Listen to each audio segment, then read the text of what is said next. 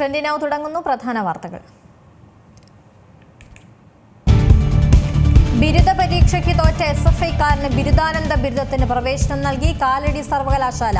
ബിരുദ സർട്ടിഫിക്കറ്റ് നൽകാൻ ശുപാർശ ചെയ്തത് വൈസ് ചാൻസലർ ഉൾപ്പെട്ട സർവകലാശാല സിൻഡിക്കേറ്റ്. ക്രമക്കേടിൽ ഗവർണർക്ക് പരാതി നൽകി save university campaign committee.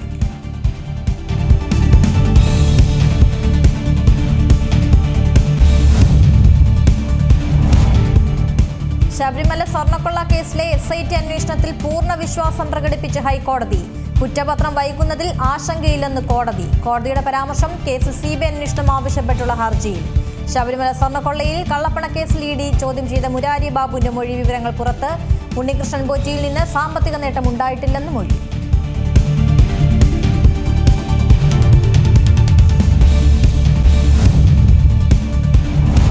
Sabarimala സ്വർണ്ണക്കൊള്ളയിലെ മുഖ്യപ്രതി ഉണ്ണികൃഷ്ണൻ പോറ്റിയുടെ റിമാൻഡ് കാലാവധി നീട്ടി കൊല്ലം വിജിലൻസ് കോടതി. കട്ടളപ്പാളി കേസിലെ ജാമ്യ ഹർജിയിൽ വാദം പൂർത്തിയായി. വിധി പറയുന്നത് മാറ്റി. കേസിൽ മുൻ തിരുവാഭരണ കമ്മീഷണർ KS ബൈജുവിന്റെ ജാമ്യ ഹർജി 11-ന് പരിഗണിക്കും.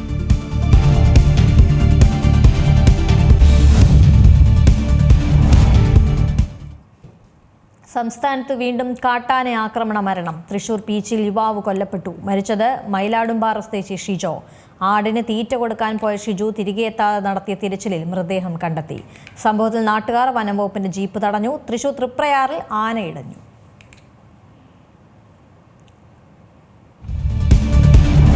CPM-ലെ രക്തസാക്ഷി ഫണ്ട് തട്ടിപ്പ് പുറത്തുവിട്ടതിനെ തുടർന്ന് പുറത്താക്കപ്പെട്ട V. കുഞ്ഞികൃഷ്ണന്റെ പുസ്തക പ്രകാശനം ഇന്ന്.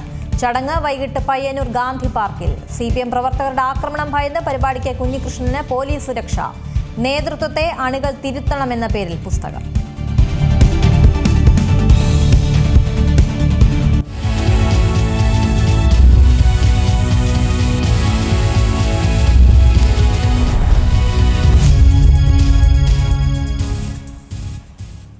വിശദമായ വാർത്തകളിലേക്ക്. ബിരുദ പരീക്ഷയ്ക്ക് തോറ്റ SFIക്കാരന് ബിരുദാനന്ദ ബിരുദത്തിന് പ്രവേശനം നൽകി കാലടി സർവകലാശാല.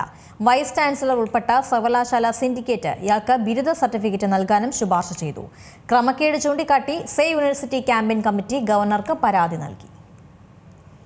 BA പരീക്ഷ പാസ്സാകാത്ത MAക്ക് പ്രവേശനം നൽകുന്നതും അനർഹരായിട്ടുള്ളവർക്ക് PhD ബിരുദം നൽകുന്നതും സംസ്കൃത സർവകലാശാലയിൽ ഒരു നിത്യസംഭവമായി മാറിയിരിക്കുകയാണ്. 2005-ൽ BFA പരീക്ഷ പരാജയപ്പെട്ട ഒരു വിദ്യാർത്ഥി 20 വർഷങ്ങൾക്ക് ശേഷം 2021-ൽ MFAക്ക് അഡ്മിഷൻ കൊടുത്തത് നിയമവിരുദ്ധമാണ്. ആ വിദ്യാർത്ഥി പാസ്സായുമെന്നുള്ള സർട്ടിഫിക്കറ്റ് വെരിഫൈ ചെയ്യാതെ ആ ഡിപ്പാർട്ട്മെൻറ്റിലെ അധ്യാപകരുടെ താല്പര്യം കൂടി കണക്കിലെടുത്തുകൊണ്ട് പ്രവേശനം കൊടുത്തു. അത് അഴിമതിയാണ്. അത് പരീക്ഷാഭവൻ കണ്ടെത്തുകയും MFAയുടെ റിസൾട്ട് തടഞ്ഞു വയ്ക്കുകയും ചെയ്തപ്പോൾ അത് സിൻഡിക്കേറ്റിൻ്റെ പരിഗണനയ്ക്ക് വന്നപ്പോൾ സിൻഡിക്കേറ്റ് BFA പരീക്ഷ പാസ്സാക്കാൻ തീരുമാനിച്ചിരിക്കുന്നു. അത് വൈസ് ചാൻസലർ ഉൾപ്പെടെയുള്ളവർ ഉണ്ടായിരുന്ന സിൻഡിക്കേറ്റ് യോഗമാണ് തീരുമാനിച്ചത്. ഏറ്റവും വലിയൊരു ക്രമക്കേട്. ഇത് കേരളത്തിലെ മറ്റൊരു സർവകലാശാലയിൽ നടക്കാത്ത ഒരു അഴിമതിയാണ്. അതുകൊണ്ട് തന്നെ ഈ വിദ്യാർത്ഥിയുടെ BFA പരീക്ഷ പാസ്സാക്കാനുള്ള തീരുമാനം റദ്ദാക്കണം. BFA പാസ്സാകാതെ MAക്ക് അഡ്മിഷൻ കൊടുത്ത നടപടിയും റദ്ദാക്കണമെന്ന് ആവശ്യപ്പെട്ട് ചാൻസലർ കൂടിയായ ഗവർണർക്ക് നിവേദനം നൽകിയിരിക്കുകയാണ്. മാത്രമല്ല, ഇത്തരത്തിലുള്ള അഴിമതി കാണിച്ച സർവകലാശാല അധികൃതർക്കെതിരെ ശക്തമായ നടപടി എടുക്കണമെന്നും ഗവർണറോട് ആവശ്യപ്പെട്ടിട്ടുണ്ട്. ബിനോയ് കൃഷ്ണനുണ്ട് വിശദാംശങ്ങളുമായി. ബിനോയ്, ഈ ഡിഗ്രി കഴിയാതെ PGക്ക് കയറാൻ പറ്റില്ല എന്നൊക്കെയാണ് നാട്ടുനടപ്പും നമ്മൾ കേട്ടിട്ടുള്ളതും. അതങ്ങനെ തന്നെയാണ്. പക്ഷേ ഇവിടെ ഇപ്പോൾ ഇതെങ്ങനെയാണ്? ഡിഗ്രി ഇല്ലെങ്കിലും PGക്ക് ഒരു അഡ്മിഷൻ ലഭിക്കും. അതുമാത്രമല്ല, PG പരീക്ഷ എഴുതി അതിൽ മാർക്ക് വരികയും ചെയ്യും എന്നുള്ളതാണ് എനിക്ക് മനസ്സിലാവുന്നത്. ആർക്ക് പറ്റിയ പിഴവായാണ് ഇത് കരുതേണ്ടത്? ഒരു SFIക്കാരനായതുകൊണ്ട് കിട്ടിയൊരു മെച്ചമാണോ ഇത്? നിത, ഇതൊരു SFIക്കാരനായതുകൊണ്ട് കിട്ടിയ മെച്ചമാണോ എന്ന് കണ്ടുപിടിക്കേണ്ടതാണ്. എന്തായാലും ഇതൊരു SFI പ്രവർത്തകനാണ് എന്നുള്ളതാണ് ഇപ്പൊ പുറത്തു വരുന്ന വിവരം. രസകരമാണ് കാര്യങ്ങൾ. അതായത് ബിരുദ പരീക്ഷയ്ക്ക് തോൽക്കുന്നത് 20 വർഷം മുമ്പ് 2005-ൽ BFA bachelor of fine arts mural painting ഈ വിഷയത്തിൽ പഠിക്കാനെത്തി അവസാനം പരീക്ഷയ്ക്ക് തോറ്റ് പഠനം ഉപേക്ഷിച്ചു പോയ ഒരാളാണ്. പിന്നീട് 2021-ൽ ഇയാൾ MAക്ക് അഡ്മിഷൻ തേടി വരുന്നു. സംസ്കൃത സർവകലാശാലയിൽ വരുന്നു. MA എന്ന് പറയുന്നത് MFA master of fine arts mural പെയിന്റിംഗിൽ ആണെന്നാണ് മനസ്സിലാക്കുന്നത്. അതെ, അതായത് ഡിഗ്രിക്ക് പഠിച്ച അതേ വിഷയത്തിൽ തന്നെ. അപ്പോൾ അന്ന് സ്വാഭാവികമായും അഡ്മിഷൻ MA കൊടുക്കണമെങ്കിൽ BA ജയിച്ച ഡിഗ്രി ജയിച്ച സർട്ടിഫിക്കറ്റ് ഉണ്ടാവണം. അന്ന് 2021 അന്നത്തെ VC ധർമ്മരാജ് അഡാട്ടാണ്. അദ്ദേഹം നയിക്കുന്ന സമയത്താണ് ഈ സംഭവം ഉണ്ടായിരിക്കുന്നത്. അത് അന്ന് ഈ പറഞ്ഞതുപോലെ MAക്ക് സർട്ടിഫിക്കറ്റുകൾ പരിശോധിക്കാതെ അല്ലെങ്കിൽ സർട്ടിഫിക്കറ്റുകൾ വേണ്ട എന്ന് വെച്ച് അഡ്മിഷൻ കൊടുക്കുന്നു. പിന്നെ 2023 ഈ വിദ്യാർത്ഥി MA പാസ്സാകുന്നു. അവിടെയാണ് മറ്റൊരു ട്വിസ്റ്റ്. 2023 ഇദ്ദേഹം പാസ്സാകുമ്പോൾ ഈ പരീക്ഷാ വിഭാഗം പറയുന്നുണ്ട് ഡിഗ്രി സർട്ടിഫിക്കറ്റ് പ്രൊഡ്യൂസ് ചെയ്യാതെ അല്ലെങ്കിൽ അത് അഡ്മിഷൻ സമയത്ത് കിട്ടിയിട്ടില്ല, അതില്ലാത്ത ആൾക്ക് MAയുടെ സർട്ടിഫിക്കറ്റ് കൊടുക്കാൻ പറ്റില്ല എന്ന് മാത്രമല്ല പരീക്ഷയുടെ ഫലം പ്രഖ്യാപിക്കാനും പറ്റില്ല. അതുകൊണ്ടാണ് ഇപ്പോ ഈ കഴിഞ്ഞ 2025 സെപ്റ്റംബറിൽ നടന്ന സിൻഡിക്കേറ്റ് യോഗത്തിൽ ഇതൊരു പ്രത്യേക സെപ്റ്റംബർ 24 ആ യോഗം നടന്നത്. ഇപ്പോഴത്തെ വൈസ് ചാൻസലറുടെ താൽക്കാലിക ചുമതലയുള്ള KK ഗീതാകുമാരി അവരുടെ നേതൃത്വത്തിൽ ചേർന്ന സിൻഡിക്കേറ്റ് യോഗത്തിൽ ഇതൊരു പ്രത്യേക സാഹചര്യമായി കരുതി ഈ വിദ്യാർത്ഥിക്ക് ഡിഗ്രി ജയിച്ചതായി പ്രഖ്യാപിക്കുകയും ഡിഗ്രി സർട്ടിഫിക്കറ്റ് കൊടുക്കാൻ തീരുമാനിക്കുകയും ചെയ്യുകയാണ്. അങ്ങനെ ചെയ്യുമ്പോഴാണ് ഈ ഡിഗ്രി സർട്ടിഫിക്കറ്റിന് കൊണ്ട് ലഭിക്കേണ്ടുന്ന ആനുകൂല്യങ്ങൾ തുടർന്ന് കിട്ടുക. ഇത് വഴിവിട്ട ഒരു നീക്കമാണ്. ഇത് നമ്മുടെ സംവിധാനത്തെ ആകെ വിദ്യാഭ്യാസ സംവിധാനത്തിന്റെ വിശ്വാസ്യതയാകെ അതുപോലെ ഈ ഇത്തരം അഡ്മിഷനുകളുടെ പ്രവേശനങ്ങളുടെ പ്രോട്ടോകോളുകളെ തകർത്ത് മെറിറ്റ് അട്ടിമറിക്കുന്ന ഒന്നാണ് എന്ന് ചൂണ്ടിക്കാട്ടിയാണ് ഇപ്പോൾ പരാതി വന്നിരിക്കുന്നത്. സേവ് യൂണിവേഴ്സിറ്റി ക്യാമ്പയിൻ കമ്മിറ്റി അതിന്റെ ചെയർമാൻ RS ശശികുമാർ ഗവർണർക്ക് ഇക്കാര്യങ്ങളെല്ലാം ചൂണ്ടിക്കാട്ടി ഒരു പരാതി കൊടുത്തിരിക്കുകയാണ് എന്നാണ് ഇപ്പോൾ ലേറ്റസ്റ്റ് ആയിട്ട് നമുക്കറിയാൻ സാധിക്കുന്നത്. ഇതാ ബിനോയ്, ഇതിലിപ്പോൾ ഈ വാർത്ത കേൾക്കുമ്പോൾ നമുക്ക് മനസ്സിലാവുന്നത് ഈ രണ്ട് VCമാരുടെ ഒരു അറിവോടുകൂടി തന്നെയാണല്ലേ ഇത്തരത്തിലുള്ള ഒരു കാര്യം നടത്തിയിരിക്കുന്നത്. കാരണം ആദ്യ VCക്ക് ഈ ഡിഗ്രി ഇല്ലാതെയുള്ള PG പരീക്ഷ എഴുതാൻ അനുമതി നൽകുകയും ഒപ്പം തന്നെ അതിനുശേഷം വന്ന VC അല്ലേ ഇതിൽ ഡിഗ്രി സർട്ടിഫിക്കറ്റ് നൽകാനുള്ള ഒരു ഉത്തരവ് അവരുടെ ആ സിൻഡിക്കേറ്റിൽ എടുത്തതും. അങ്ങനെയാകുമ്പോൾ രണ്ടുപേരുടെ അറിവോടുകൂടി എന്ന് വേണോ ഇത് പറയാൻ? ആദ്യത്തെ കേസിൽ ഒരുപക്ഷെ വൈസ് ചാൻസലർ ഇത് അറിഞ്ഞിട്ടുണ്ടോ എന്ന് അത് കണ്ടുപിടിക്കേണ്ടുന്ന ഒന്നാണ്. കാരണം ഉദ്യോഗസ്ഥർ വിചാരിച്ചാലും ഇങ്ങനൊരു ക്രമക്കേട് നടത്തി ഒരു വിദ്യാർത്ഥിയെ പ്രവേശിപ്പിക്കാൻ സാധിക്കും. പിന്നീട് ഇതിന്റെ നടപടിക്രമങ്ങൾ നടന്നു വരുമ്പോൾ, അതായത് 2023 ഈ വ്യക്തി പരീക്ഷ പാസ്സാകുമ്പോൾ അയാൾക്ക് അതിന്റെ റിസൾട്ട് പ്രഖ്യാപിക്കണം എങ്കിൽ നേരത്തെ ഇതിന്റെ രേഖകൾ പരിശോധിക്കുന്ന സമയത്ത് ഡിഗ്രി സർട്ടിഫിക്കറ്റ് ഇല്ല എന്ന് വ്യക്തമാകും. എന്തായാലും ഒരു കാര്യം ഉറപ്പാണ്, ഇപ്പോഴത്തെ താൽക്കാലിക VC KK ഗീതാകുമാരി ഈ വിഷയം അറിഞ്ഞിട്ടുണ്ട്. കാരണം അവര് നേതൃത്വം നൽകുന്ന അവർ അധ്യക്ഷയായിട്ടുള്ള സിൻഡിക്കേറ്റ് യോഗം ഈ വിദ്യാർത്ഥിയുടെ ഡിഗ്രി വിജയിച്ചതായിട്ട് പ്രഖ്യാപിച്ച സർട്ടിഫിക്കറ്റ് കൊടുക്കാൻ നിർദ്ദേശിച്ചിരിക്കുന്നത്. എന്തായാലും KK ഗീതാകുമാരി ഈ വിഷയം അറിഞ്ഞിട്ടുണ്ട്. അന്നത്തെ വൈസ് ചാൻസലർ ധർമ്മരാജ് അഡാട്ടി വിഷയം അറിഞ്ഞിട്ടുണ്ടോ എന്ന് അത് അന്വേഷണത്തിൽ വ്യക്തമാകേണ്ടതാണ്.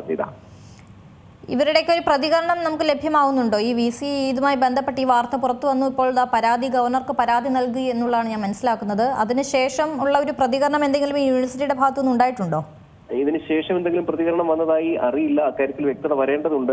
എന്തായാലും ശക്തമായ ഒരു പരാതി ഗവർണർക്ക് കൊടുത്തിരിക്കുകയാണ് സേവ് യൂണിവേഴ്സിറ്റി ക്യാമ്പയിൻ കമ്മിറ്റി. ശക്തമായിട്ട് തന്നെ അവർ ഈ വിഷയത്തിൽ ഇടപെടുന്നു.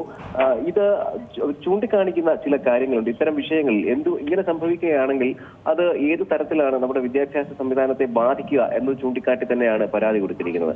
നോട്ട് ചെയ്യുന്ന ചില കാര്യങ്ങളുണ്ട്. അതായത് possible violation of admission eligibility norms. ഒരു പ്രവേശനം നടത്തുമ്പോൾ ഏതെങ്കിലും ഒരു വിദ്യാഭ്യാസത്തിന് ഏതെങ്കിലും ഒരു കോഴ്സിന് പ്രത്യേകിച്ചും യൂണിവേഴ്സിറ്റി ഓഫർ ചെയ്യുന്ന ഒരു കോഴ്സിന് അഡ്മിഷൻ നൽകുന്നതിന് അതിന് ചില മാനദണ്ഡങ്ങളുണ്ട്. ആ മാനദണ്ഡങ്ങൾ ചിലർക്ക് വേണ്ടി മാറ്റിവെക്കപ്പെടുന്നു എന്നുള്ളതൊന്ന്.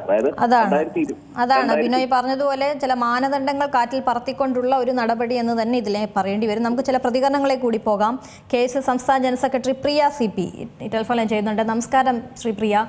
ഇതിൽ ഈ കാലടി സർവകലാശാലയിൽ നടന്ന ഒരു അസാധാരണമായൊരു സംഭവമാണ്. ബിരുദ പരീക്ഷയ്ക്ക് തോറ്റ ഒരാൾക്ക് ബിരുദാനന്ദ ബിരുദത്തിന് പ്രവേശനം ലഭിക്കുകയും അതിൽ കോഴ്സ് കംപ്ലീറ്റ് ചെയ്യുകയും ചെയ്തിട്ടുണ്ട്. ഒരു SFIക്കാരനാണ് എന്നുള്ളതാണ് നമുക്ക് മനസ്സിലാവുന്നത്. എങ്ങനെ പ്രതികരിക്കുന്നു? ഞാനിപ്പോൾ ഇതിൽ പ്രതിപക്ഷത്തിന്റെ അല്ലെങ്കിൽ ഭരണപക്ഷത്തിന്റെ യാതൊരു ആനുകൂല്യങ്ങൾ കൈപ്പറ്റാത്ത സാധാരണ വിദ്യാർത്ഥികളുടെ ഭാഗത്തു നിന്നാണ് ഞാൻ സംസാരിക്കുന്നത്. കാരണം നമുക്കറിയാം, നമ്മൾ ക്യാമ്പസുകളിലേക്ക് ചെന്ന് കഴിയുമ്പോഴത്തേക്കും +2 കഴിഞ്ഞ് നമ്മൾ ഡിഗ്രിക്ക് അഡ്മിഷൻ എടുക്കുന്നു. അന്നേരം നമുക്കൊരു TC അല്ലെങ്കിൽ കണ്ടക്ട് സർട്ടിഫിക്കറ്റിന്റെ ഒക്കെ ഒരു കാലതാമസം അവിടെ അനുഭവപ്പെട്ടിട്ടുണ്ടെങ്കിൽ അന്നേരം തൊട്ട് നമുക്ക് അവിടെ അഡ്മിഷൻ വൈകുന്ന ഒരു അവസ്ഥ നമുക്ക് കാണാൻ സാധിക്കും. ഒരു ഫീസ് അടയ്ക്കാത്ത കാര്യങ്ങൾ വരുമ്പോൾ അങ്ങനെ ഒരു സാധാരണ കുട്ടിയെ സംബന്ധിച്ച് അവർക്ക് അഡ്മിഷൻ എടുക്കാനായിട്ട് ഒരുപാട് കടമ്പകൾ കിടക്കേണ്ടതായിട്ടുണ്ട്. ഒരു ചെറിയ കാലതാമസം വരുമ്പോൾ തന്നെ അവിടെ ഒരുപാട് ക്വസ്റ്റ്യനുകൾ അവർ നേരിടേണ്ടതായിട്ട് വരുന്നുണ്ട്. അതൊക്കെ സാധൂകരിച്ചുകൊണ്ടാണ് ഒരു കുട്ടി അവിടെ അഡ്മിഷൻ നേടുന്നത്. അവിടെയാണ് ഇത്രയും കാലത്തെ ഒരു കാലതാമസം വരുത്തിക്കൊണ്ട് ഡിഗ്രി പാസ്സാവാതെ PGക്ക് അഡ്മിഷൻ കൊടുത്തു എന്നത് തന്നെ ഒരു വലിയ മിസ്റ്റേക്കായിട്ട് തന്നെ നമ്മൾ കണക്കാക്കേണ്ടിയിരിക്കുന്നു. അത് അഡ്മിഷൻ ലഭിച്ചതും പോരാഞ്ഞിട്ട് 2 വർഷത്തോളം അദ്ദേഹം ഇവിടെ പഠിക്കുകയും ചെയ്തിട്ടുണ്ട്. പിന്നീട് എക്സാം എഴുതി റിസൾട്ട് വരാതിരിക്കുന്ന ഒരു സാഹചര്യത്തിലേക്ക് വന്നപ്പോഴാണ് ഈ വിഷയം വീണ്ടും പരിഗണിച്ചുകൊണ്ട് ഇൻഡിക്കേറ്റർ വെച്ചുകൊണ്ട് ഒരു വിദ്യാർത്ഥിക്ക് ഒരു എക്സാം എഴുതാത്ത സാഹചര്യത്തിൽ ഡിഗ്രി അനുവദിക്കുകയാണ് ചെയ്തിരിക്കുന്നത്. അപ്പോൾ മറ്റുള്ള വിദ്യാർത്ഥികളെ വെച്ച് നോക്കുകയാണെങ്കിൽ ഒരു വലിയ പ്രിവിലേജ്, അത് ഭരണപക്ഷത്തിന്റെ ഒരു വലിയ സപ്പോർട്ട് അവിടെ കിട്ടിക്കൊണ്ടുകൊണ്ട് മാത്രമാണ് ഒരാൾക്ക് ഇത്തരത്തിൽ ഒരു ഡിഗ്രി കരസ്ഥമാക്കാൻ സാധിച്ചെന്ന് പറയേണ്ടി വരും. അതായത് ഇത് ചൂണ്ടിക്കാണിക്കുന്ന വിദ്യാഭ്യാസത്തിന്റെ ഒരു നിലവാര തകർച്ചയാണ്. ഇടതുപക്ഷത്തിന്റെ ഈ ഭരണപക്ഷം എന്ന് പറയുന്നത് വിദ്യാഭ്യാസ രംഗത്തെ വലിയൊരു തകർച്ചയിലേക്കാണ് കൊണ്ടുപോയിക്കൊണ്ടിരിക്കുന്നത്. ഇതില് ഈ പുതിയ തലമുറയ്ക്ക് വലിയ ആശങ്കയുണ്ട്. ഇപ്പൊ കുറച്ച് കാലങ്ങളായിട്ട് നമ്മൾ ശ്രദ്ധിക്കുകയാണെങ്കിൽ സംസ്കൃത സർവകലാശാലയിൽ വലിയ വലിയ ക്രമക്കേടുകൾ നമുക്ക് കാണാൻ സാധിക്കും. കുറച്ച് നാളുകൾക്ക് മുന്നാണ് 39 അധ്യാപകരുടെ അനധികൃത നിയമം നടത്തുവാനായിട്ട് ശ്രമം നടക്കുകയും പിന്നീട് കേസുകൾ വന്നപ്പോൾ അത് നിർത്തിവെക്കുകയും ചെയ്തു. അപ്പൊ ഇത്തരത്തിൽ അഡ്മിഷനൊക്കെ കൊടുത്ത് ഇത്തരത്തിൽ ഡിഗ്രിയും എല്ലാം കൊടുത്തുകൊണ്ട് ഒരുപറ്റം ആളുകളെ സമൂഹത്തിലേക്ക് ഒരു വലിയ വിദ്യാഭ്യാസപരമായിട്ട് വലിയ ശേഷി ഉണ്ട് എന്ന് കാണിച്ചുകൊണ്ട് ഒരുപറ്റം ആളുകളെ ഭരണത്തിന്റെ സ്വാധീനം ഉപയോഗിച്ചുകൊണ്ട് അങ്ങനത്തെ ആളുകളെ ക്രിയേറ്റ് ചെയ്തുകൊണ്ട് വരികയും അവർക്ക് പിന്നീട് ജോലിയും ഒക്കെ ആണെങ്കിലും ഇത്തരത്തിൽ കൊടുക്കുമ്പോൾ വലിയൊരു വിദ്യാർത്ഥികളുടെ ഒരു പക്ഷം, അതായത് ഇത്തരം ആനുകൂല്യങ്ങളൊന്നും കൈപ്പറ്റാത്ത, യാതൊരു സപ്പോർട്ടും ഇത്തരത്തിൽ ലഭിക്കാത്ത ഒരു വിദ്യാർത്ഥികളുടെ പക്ഷം കൃത്യമായിട്ട് പഠിച്ച് ജയിച്ച് അഡ്മിഷനൊക്കെ വാങ്ങിച്ച് ഒരുപാട് വർഷങ്ങൾ അതിനുവേണ്ടി ചെലവഴിച്ച ഒരു വലിയ വിദ്യാർത്ഥി സമൂഹം അവിടെ ആശങ്കയിലേക്ക് പോവുകയാണ്. അപ്പൊ ഇത്തരത്തിലുള്ളൊരു ആശങ്ക ഈ സമൂഹത്തിൽ ഉണ്ടാക്കുന്നത് ഈ ഭരണപക്ഷം തന്നെയാണ്. SFIയിലുള്ള ആളുകൾക്ക് പഠിക്കുകയും വേണ്ട, ജയിക്കുകയും വേണ്ട, അവർക്ക് എങ്ങനെയെങ്കിലും കുറച്ച് ആളുകൾ കൂടിയിരുന്ന് സിൻഡിക്കേറ്റിൽ കൂടിയിരുന്ന് അവർ കൃത്യമായിട്ട് അവരുടെ കോഴ്സുകളെല്ലാം കംപ്ലീറ്റ് ചെയ്ത് അവർ എക്സാം എഴുതാണ്ട് അവർ ജയിച്ചു പോവുകയാണ്. എന്നാൽ അവിടെ കഷ്ടപ്പെട്ട് പഠിച്ചു വരുന്ന വലിയ വിദ്യാർത്ഥി സമൂഹം ഇവിടെ ആശങ്കയിലാവുകയാണ്. അത് ഈ ഭരണപക്ഷം ഇത്രയും വിദ്യാഭ്യാസത്തിന്റെ കാര്യത്തിൽ ഒരു നിലവാര തകർച്ചയിലേക്ക് കൊണ്ടുവരുന്ന അവസ്ഥയാണ് ഇന്ന് നമുക്ക് കാണാനായിട്ട് സാധിക്കുന്നത്. നമുക്ക് സംസ്കൃത സർവകലാശാലയുടെ കാര്യം നോക്കുകയാണെങ്കിൽ ഈ കഴിഞ്ഞ കുറച്ച് വർഷങ്ങളായിട്ട് നമുക്കറിയാം അവരുടെ സർട്ടിഫിക്കറ്റ് കൊടുക്കുന്ന പോലും കയ്യെഴുത്ത് ആണ് കൊടുക്കുന്നത്. കൃത്യമായിട്ട് അച്ചടിച്ചൊരു സർട്ടിഫിക്കറ്റ് കിട്ടുന്നുണ്ടെന്ന് ചോദിച്ചാൽ ഈ അടുത്ത് കിട്ടുന്നുണ്ടെന്ന് പറയുന്നു, പക്ഷെ അത് ഒരു ഡോക്യുമെന്റ് ആവുകയും ഒന്നും ചെയ്തിട്ടില്ല. അപ്പോൾ ഈ ഒരു കാലഘട്ടത്തിൽ പോലും ഈ സർവകലാശാലയുടെ അവസ്ഥ എന്ന് പറയുന്നത് വളരെ പരിതാപകരമാണ്. ഈ അവരുടെ വിദ്യാർത്ഥികളുടെ കാര്യം നോക്കുകയാണെങ്കിൽ അവിടെ ക്ലാസ് റൂമുകൾക്ക് കൃത്യമായിട്ട് സൗകര്യം ഉണ്ടെന്ന് ചോദിച്ചാൽ അതില്ല, ഹോസ്റ്റൽ സൗകര്യം ഉണ്ടെന്ന് ചോദിച്ചാൽ അതൊന്നുമില്ല. പക്ഷെ ഈ യൂണിവേഴ്സിറ്റിനെ ഈ ആളുകൾ ഉപയോഗിക്കുന്നത് SFI അല്ലെങ്കിൽ ഇടതുപക്ഷത്തിന്റെ അനുഭാവികൾക്ക് ഡിഗ്രി കൊടുക്കാനോ അങ്ങനത്തെ കാര്യങ്ങൾക്ക് മാത്രമാണ്, അല്ല അവർക്ക് ജോലി കൊടുക്കാനോ അവരുടെ വീടുകളിലേക്ക് എന്ത് സമ്പാദിക്കാൻ കഴിയുമോ. ഈ ഭരണം കഴിയുന്നതിന് മുന്നേ ഭരണത്തുറച്ച് കിട്ടില്ല എന്നുള്ളത് കൃത്യമായിട്ട് മനസ്സിലായിട്ടുണ്ട്. അതുകൊണ്ട് തന്നെ ഭരണം കഴിയുന്നതിന് മുന്നേ മാക്സിമം യൂണിവേഴ്സിറ്റികളിൽ ആളുകളെ തിരികെ കയറ്റി അല്ലെങ്കിൽ അവരുടെ ആളുകൾ ഡിഗ്രികളും PGയും എല്ലാം എക്സാം എഴുതാതെ തന്നെ കൊടുത്തുകൊണ്ട് അവരുടെ ആളുകളെ സേഫ് ആക്കി നിർത്താൻ വേണ്ടിയിട്ടുള്ള ഒരു പരിശ്രമം മാത്രമാണ് ഈ വർഷക്കാലങ്ങളായിട്ട് ഈ യൂണിവേഴ്സിറ്റിയുടെ ഭാഗത്തുനിന്ന് കാണുന്നത്. അത് കൃത്യമായിട്ട് ഇടതുപക്ഷത്തിന്റെ ഭരണപക്ഷത്തിന്റെ കൃത്യമായിട്ടുള്ള സപ്പോർട്ടിന്റെ ബലത്തിൽ മാത്രമാണ് ഇത് സംഭവിച്ചതെന്ന് തന്നെ നമ്മൾ മനസ്സിലാക്കേണ്ടിയിരിക്കുന്നത്. അതുതന്നെയാണ്. എന്തായാലും എങ്ങനെയാണ് ഇത്തരത്തിലൊരു വലിയൊരു നടപടി അല്ലെങ്കിൽ വഴിവിട്ട നീക്കത്തിലേക്ക് കടന്നത് എന്നുള്ളത് കണ്ടെത്തേണ്ടത് തന്നെയാണ്. ആരുടെയൊക്കെ അറിവോടുകൂടിയാണ് ഇങ്ങനെ ഒരു അസാധാരണമായ സംഭവം യൂണിവേഴ്സിറ്റിയിൽ സംഭവിച്ചത് എന്നുള്ളത് കൃത്യമായി തന്നെ അറിയേണ്ടതാണ്. വളരെ നന്ദി ശ്രീ പ്രിയ പ്രതികരിച്ചതിന്. ബിനോയ് തുടരുന്നുണ്ട് എന്ന് മനസ്സിലാക്കുന്നു. ബിനോയ്, ഇതിലിപ്പോൾ ഈ എന്തൊക്കെ കാര്യങ്ങൾ പറഞ്ഞുകൊണ്ടാണ് ഗവർണർക്ക് പരാതി നൽകിയിരിക്കുന്നത്? ചോദ്യം ഒരിക്കൽ കൂടി പറയാമോ? ഇതിലിപ്പോൾ ഈ സേവ് യൂണിവേഴ്സിറ്റി ഫോറം ഗവർണർക്ക് പരാതി നൽകിയിട്ടുണ്ട് എന്നുള്ളതാണ് നമ്മൾ മനസ്സിലാക്കുന്നത്. എന്തൊക്കെ കാര്യങ്ങളാണ് അതിൽ പറഞ്ഞിരിക്കുന്നത്? തീർച്ചയായിട്ടും നേരത്തെ പറഞ്ഞിരുന്ന കാര്യങ്ങൾ, അതായത് ഈ KK ഗീതാകുമാരി ഇതിന് കൂട്ടുനിന്നു എന്നുള്ളതാണ് ഏറ്റവും പ്രധാനമായിട്ട് ഉന്നയിക്കുന്നത്. മറ്റൊന്ന്, ഈ ഗവർണർ ശ്രദ്ധിക്കണം എന്ന് ചില പോയിന്റുകൾ ചൂണ്ടിക്കാണിച്ചിട്ടുണ്ട്. അതാണ് നമ്മൾ ആദ്യം പറഞ്ഞത്. Possible violation of admission eligibility norms, ഈ പ്രവേശനത്തിനുള്ള മാനദണ്ഡങ്ങൾ ലംഘിക്കുന്നു എന്നുള്ളതാണ്. ചിലർക്ക് വേണ്ടി അത് മാറ്റിക്കൊടുത്തു എന്നുള്ളതാണ്. നമുക്കിപ്പോൾ മനസ്സിലാകുന്നത് ആ സിൻഡിക്കേറ്റ് അംഗങ്ങളുടെ കൂട്ടത്തിൽ ഇപ്പോൾ പോകുന്ന ദൃശ്യങ്ങളിൽ അത് കാണാം. അഡ്വക്കേറ്റ് KS അരുൺകുമാർ ആ സിൻഡിക്കേറ്റ് അംഗങ്ങളുടെ കൂട്ടത്തിലുണ്ട്. അതായത് പ്രമുഖനായിട്ടുള്ള CPM നേതാവാണ് അദ്ദേഹം. മറ്റൊന്ന്, അണ്ടർമൈനിങ് ദ എക്സാമിനേഷൻ പ്രോസസ്. ഈ പരീക്ഷയുടെ ചില രീതികളുണ്ടല്ലോ, പരീക്ഷയ്ക്ക് ആവശ്യമായിട്ടുള്ള ചട്ടങ്ങളും ചുറ്റുവട്ടങ്ങളും ഒക്കെ ഉണ്ട്. അത് വയലേറ്റ് ചെയ്തു എന്നുള്ളത്. അതായത് ഒരു ഭരണപരമായ തീരുമാനത്തിലൂടെ ഒരു ഇനെലിജിബിൾ അഡ്മിഷൻ നടത്തി, അർഹതയില്ലാത്ത ഒരു പ്രവേശനം ഭരണപരമായ തീരുമാനത്തിലൂടെ നടത്തി എന്നുള്ളതാണ്. കാര്യം ഡിഗ്രി ജയിക്കാത്ത ഒരാൾക്ക്. ശരി ബിനോയിലേക്ക് ഞാൻ തിരിച്ചെത്താം. ഇപ്പോൾ സേവ് യൂണിവേഴ്സിറ്റി ക്യാമ്പയിൻ കമ്മിറ്റിയുടെ RS ശശികുമാർ കൂടി ടെലിഫോണിൽ ചേരുകയാണ്. നമസ്കാരം ശ്രീ ശശികുമാർ.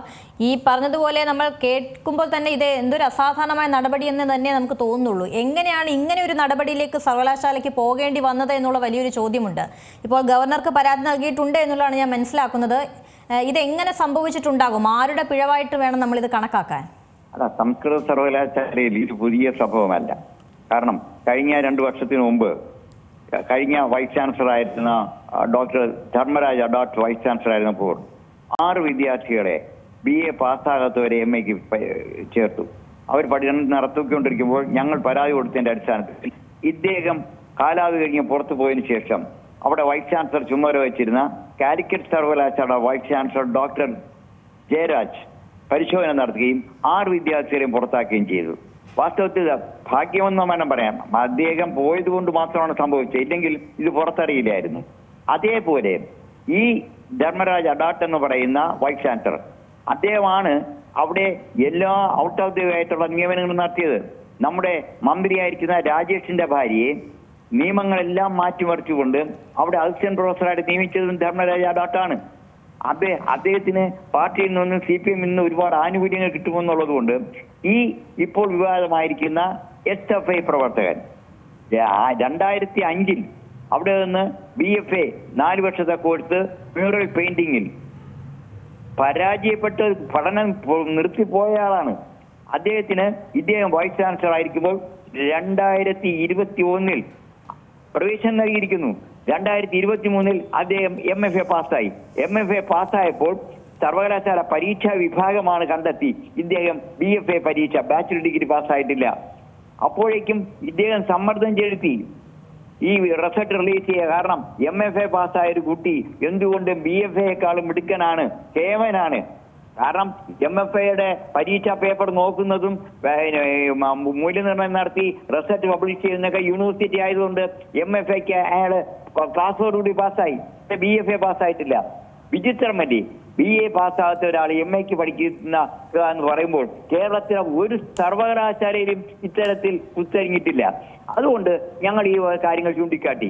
അതുകൊണ്ട് എന്ത് ചെയ്തു, അദ്ദേഹത്തിന്റെ കാലാവധി കഴിഞ്ഞിട്ട് പുതിയ വൈസ് ചാൻസലർ വന്നു. പുതിയ വൈസ് ചാൻസലർ ഡോക്ടർ KK ഗീതാകുമാരിക്ക് ചാർജാണ്. ആ വൈസ് ചാൻസലറുടെ അധ്യക്ഷതയിൽ കയറിയ സിൻഡിക്കേറ്റ് യോഗം തീരുമാനിക്കുന്നു BFA പരീക്ഷ സ്പെഷ്യൽ കേസായിട്ട് പാസ്സാക്കുമ്പോഴത്തേക്കും ഈ വിദ്യാർത്ഥിക്ക് ഇന്റേണൽ മാർക്കില്ല. അതുകൊണ്ട് ഇന്റേണൽ മാർക്ക് ഒഴിവാക്കിക്കൊണ്ടുള്ള സർട്ടിഫിക്കറ്റ് തയ്യാറാക്കാൻ തീരുമാനിച്ചു. ഇപ്പോൾ എന്താ, പഴയ മാർക്ക് ലിസ്റ്റുകളിലെല്ലാം അവിടെയുള്ള ഫോർമാറ്റിനകത്ത് സാധാരണ ഇപ്പോൾ തന്നെ വൈവ ഓസിയുടെയും അതുപോലെ തന്നെ ഇന്റേണൽ മാർക്കിന്റെയും കോളമുണ്ട്. ആ കോളം മാറ്റിയുള്ള ഒരു പുതിയ മാർക്ക് ലിസ്റ്റ് ഉണ്ടാക്കാൻ വരെ സിൻഡിക്കേറ്റ് സബ് കമ്മിറ്റി റിപ്പോർട്ട് കൊടുത്തിരിക്കുന്നു.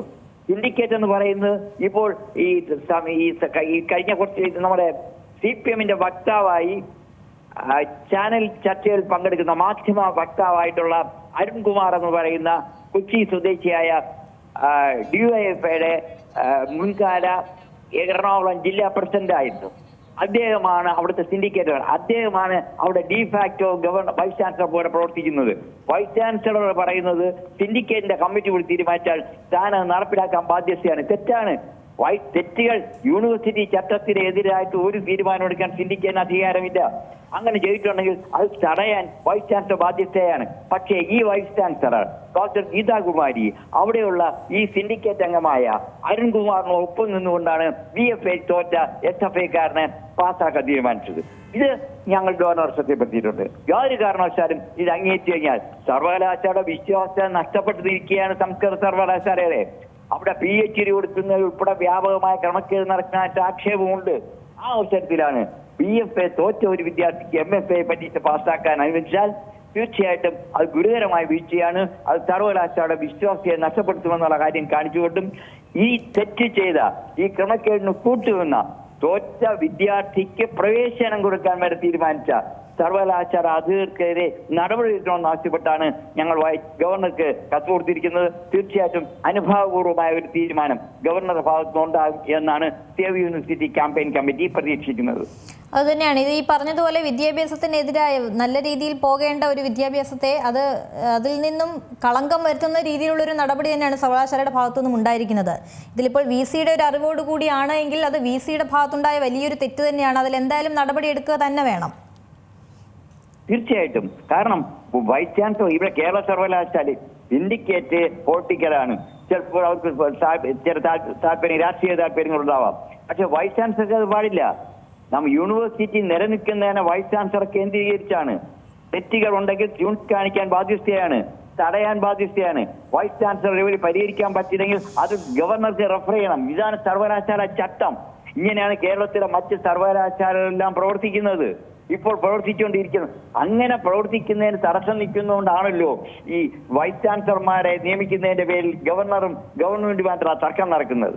അപ്പോൾ എന്ത് വന്നാലും, ഏത് ഗവൺമെന്റ് ഭരിക്കാൻ വന്നാലും വൈസ് ചാൻസലർമാർ ഇൻഡിപെൻഡന്റ് ആയിരിക്കണം, അവർ അക്കാദമിക് ആയിരിക്കണം, അത് സർവകലാശാല ചട്ടം അനുസരിക്കാൻ ബാധ്യതയാണ്. നിർഭാഗ്യവശാൽ കേരള സംസ്കൃത സർവകലാശാല ഇപ്പോൾ നിയോഗിച്ചിരിക്കുന്ന ഗീതാ കുമാരി എന്ന് പറയുന്ന വൈസ് ചാൻസലർ, അവര് കാലിക്കറ്റ് സർവകലാശാലയിലെ സംസ്കൃത വിഭാഗം പ്രൊഫസറാണ്. ആ വൈസ് ചാൻസലർക്ക് ചാർജ് കൊടുത്തിരിക്കുന്നതും ഗവർണർ തന്നെയാണ്.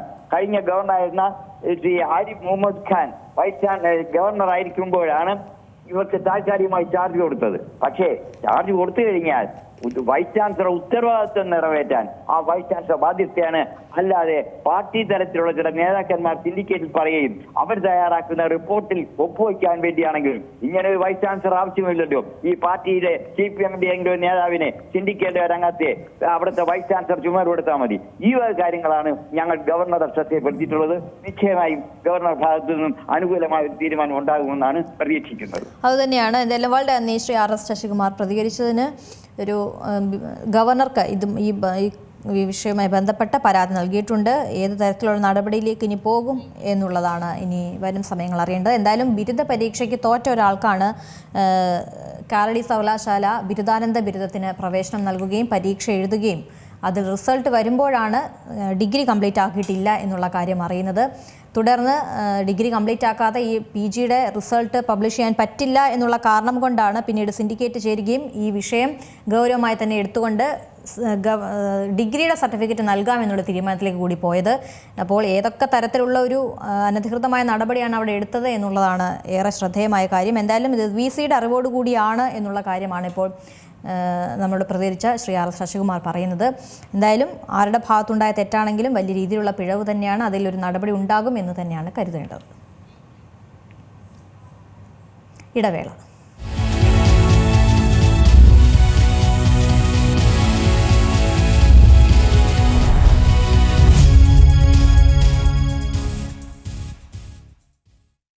നവംബർ 7 ദേശീയ ക്യാൻസർ അവബോധ ദിനമായാണ് ആചരിക്കുന്നത്.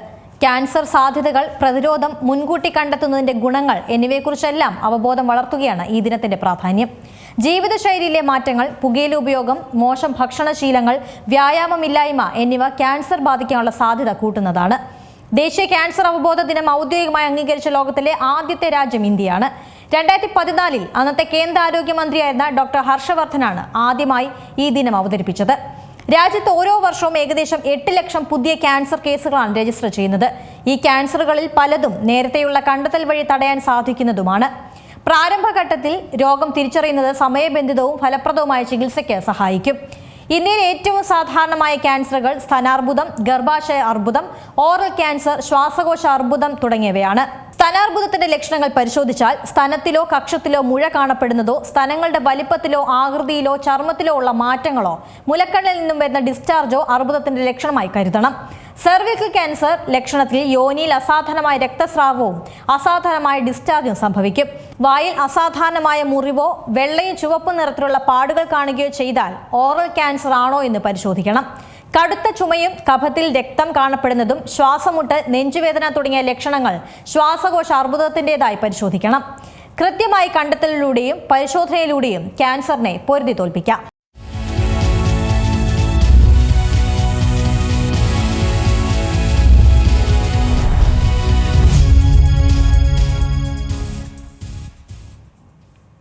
വാർത്തകൾ തുടരുന്നു. ശബരിമല സ്വർണ്ണക്കൊള്ള കേസിലെ SIT അന്വേഷണത്തിൽ പൂർണ്ണ വിശ്വാസം പ്രകടിപ്പിച്ച് ഹൈക്കോടതി.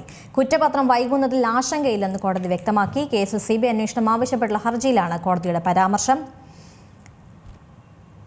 പ്രതികൾ ആരും രക്ഷപ്പെടില്ല എന്നുള്ള കാര്യം കൂടി ഹൈക്കോടതി ഉറപ്പു നൽകുകയാണ്. ഒപ്പം തന്നെ ഈ സ്വാഭാവികമായ ജാമ്യം ലഭിക്കുന്നത് കൊണ്ട് തന്നെ ഈ അന്വേഷണത്തിൽ ഒരു തരത്തിലുള്ള ഒരു തിരിച്ചടിയും ഉണ്ടാവില്ല എന്നുള്ള കാര്യം കൂടി പറയുന്നുണ്ട്.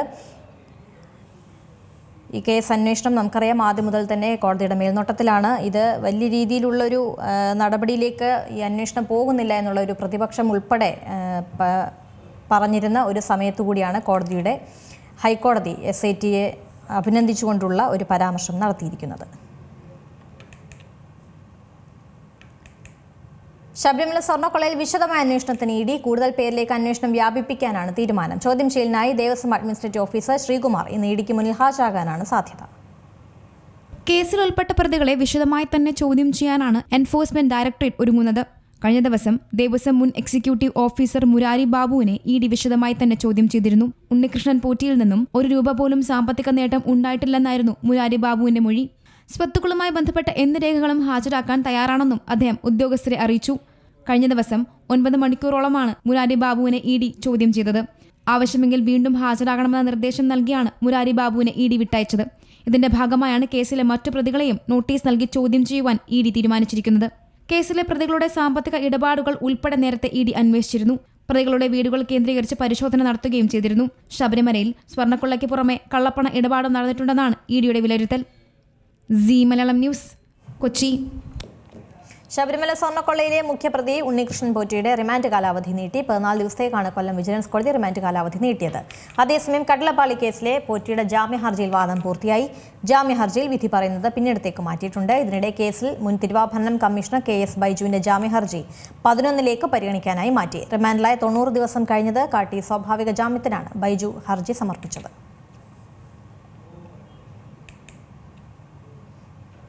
LDF വളരെ ഉറപ്പോടെയാണ് ജനങ്ങൾക്ക് മുന്നിൽ പോകുന്നതെന്ന് CPI സംസ്ഥാന സെക്രട്ടറി ബിനോയ് വിശ്വം. LDFന്റെ നിലപാടുകളെ ജനങ്ങൾ ഉൾക്കൊള്ളുന്നു. നിയമസഭാ തെരഞ്ഞെടുപ്പിൽ LDF തന്നെ ജയിക്കും. ജനാധിപത്യ മര്യാദകളെ അവഗണിക്കുന്നതാണ് കേന്ദ്ര ബജറ്റ്. BJP ഇന്ത്യയെ അമേരിക്കയ്ക്ക് പണയം വെച്ചു. ഇന്ത്യയുടെ എല്ലാ കാര്യങ്ങളും തീരുമാനിക്കുന്നത് ട്രംപാണെന്നും ബിനോയ് വിശ്വം തൃശ്ശൂരിൽ പറഞ്ഞു.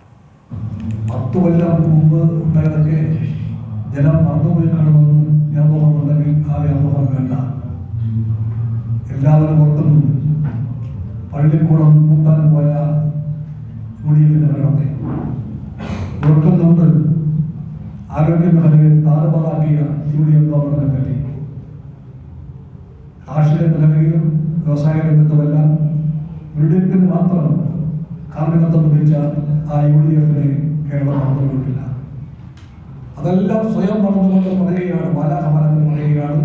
അവരും കൊണ്ട് വന്നാൽ എത്ര കാണിക്കണം. UDF സാമ്പത്തികമായും ആശയപരമായും വലതുപക്ഷ BJPയുടെ പതിപ്പാണ്. വാസ്തവത്തിൽ മഹാത്മാഗാന്ധിയെ പറ്റി ചിന്തിക്കുന്ന പാർട്ടിക്ക് അങ്ങനെയാണെങ്കിൽ, നെഹ്റുവിന്റെ വഴിയിൽ പോകുന്ന പാർട്ടിയാണെങ്കിൽ കോൺഗ്രസ് ഈ അളവോളം BJPയുടെ കാൽ നക്കാൻ പോകാൻ പാടില്ലായിരുന്നു. കേരളത്തിന്റെ സ്ഥാനം എവിടെയാണ് ഇന്ത്യയിൽ? ആ ചോദ്യം ഗൗരവമായി ചോദിക്കാൻ കേന്ദ്ര ബജറ്റ് ആവശ്യപ്പെടുകയാണ് നമ്മളോടെല്ലാം. അത് LDFിന്റെ മാത്രം ചോദ്യമല്ല. ആരെല്ലാമാണോ കേരളത്തിന്റെ കൂറുള്ളത് അവരെല്ലാം ചോദിക്കണം. എന്തേ കേന്ദ്ര ബജറ്റിൽ കേരളം എന്ന പേര് കണ്ടില്ല? കാലങ്ങളായി കേരളം കാത്തിരിക്കുന്നതിനെ പറ്റി പരിഗണന കണ്ടില്ല. എന്തേ മുന്നാട്ടമില്ല എയിംസിനെ പറ്റി? ഒരു വർത്തമാനത്തിലില്ലല്ലോ റെയിൽവേ സോൺസിനെ പറ്റി. എണ്ണി പറയാൻ എത്ര കാര്യങ്ങൾ. ബുള്ളറ്റിൻ പൂർണ്ണമാകുന്നു. നമസ്കാരം.